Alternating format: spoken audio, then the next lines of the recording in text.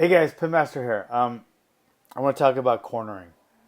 Um, Being an effective cornerman can oftentimes mean the difference between winning and losing a fight.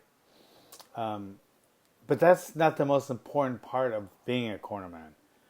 The most important part to me about being a cornerman is protecting your fighter. The referee's in there to do it, and most referees, are really good at it. I mean, Big John, Herb Dean. I mean, those guys are just unfucking believable. But some referees suck. So as the cornerman, you're closer to the fighter. It's your your job, your main job to protect the fighter, way before the referees. He doesn't have a vested interest. He doesn't love that guy. He doesn't train that guy.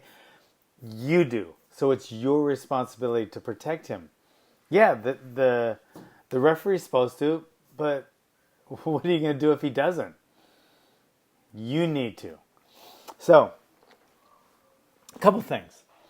Number one, how would you stop a fight if you feel like your fighter was taking a beating and you wanted that fight stopped immediately?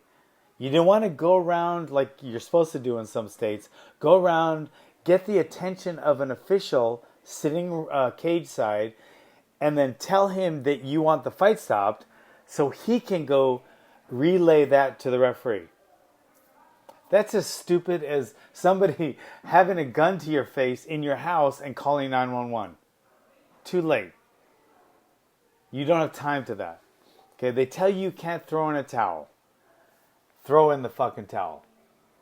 Okay, if you get fined for throwing in a towel because the referee was too incompetent to stop the fight when your fighter was getting hurt, there's something wrong with this sport.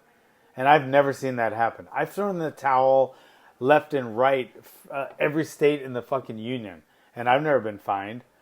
If my fighter's getting hurt, that towel is going in. I don't care what they tell me. You know, better to be tried by 12 than carried by 6. You know, so first bit of advice for you guys: if your fighter's getting hurt and you're outside the cage as mid-fight, throw in the fucking towel. No matter what the rules are, your responsibility is to protect your fighter. If you're going to get fined, so be it. Protect your fighter. Throw in the towel. Okay. Now, with that said, what if he comes back to the corner like this past fight with Scott Jorgensen telling his corner that he didn't want to stop the fight, but he had a visible injured ankle. I mean, it was visible in the way he walked. I don't think there was like a bone sticking out. I don't even know if it was broken. I don't think it was. I think it was soft tissue. But he told his corner, don't stop it. Okay, the referee didn't stop it. They got a lot of flack from the press. What do you think? Do you think they should have stopped it?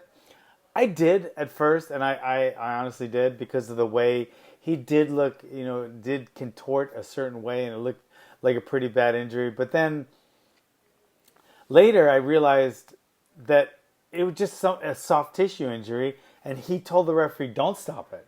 And he told his corner, don't stop it. Now, if you're on the ground getting pounded in the face, about to have a subdural hematoma or slip into a coma, that's one thing. If your arm's about to break from an armbar and you refuse to tap, and you tell the referee, don't stop it, and your arm breaks, that's not okay either. I think the referee or your corner needs to stop it for that, because that's an injury that you might not recover from 100%.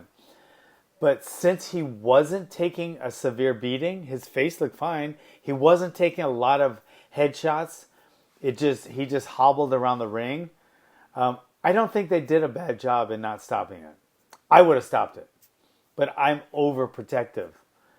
But I don't think they did anything wrong, and I don't think they showed any lack of concern for their fighter, including the referee, by not stopping it. Because I think his ankle hurt, and he might have had some soft tissue injury, but I don't think it was the kind of injury that's going to ruin his career. I don't think that it's the kind of injury that needed to be stopped. Now, if his ankle was broken, you saw the bone sticking out, and he said, "Don't stop it." Of course, you're gonna stop it. If his ankle was hurt and he was kind of moving, you know, ineffectively, and he was getting pounded in the face, and it looked like he might have a brain injury, then stop it. But I don't think they made a mistake by not stopping. I thought he said he didn't want it to be stopped. He wasn't taking a beating. Probably if he started to take a beating around the head, I'm sure the ref or the corner would have stopped it. But hindsight, I don't think they did anything wrong. Like I said, I would have stopped it, but like I said, I'm really, really, really overly cautious.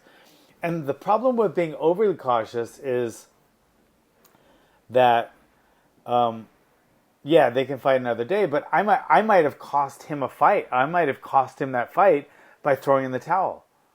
Because even with that bad ankle, he might have gotten a takedown, maybe a submission, maybe caught him with a punch. You know, he could have still won that fight. He still had a chance.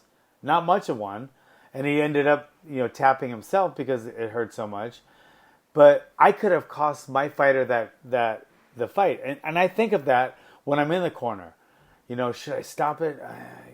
And I usually lean towards being cautious. And I don't know. I might have cost my fighter a fight here and there. But I'm always going to lean on the side of extra caution. And I'm not saying that's always right. But I'll tell you what. When it's he's going to fight another day, he'll lose that fight versus he's going to get seriously injured and maybe won't be able to even remember his name for the rest of his life. I always lean towards caution. And sometimes, like I said, I'm a little too cautious. I remember stopping a fight once when my fighter just had a cut.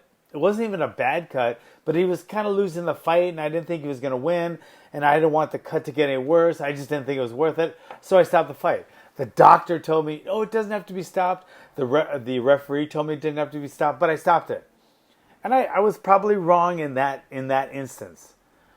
But it's better to be cautious than not, and it's really, really angers me when I hear cornermen that, you know, we this or we that.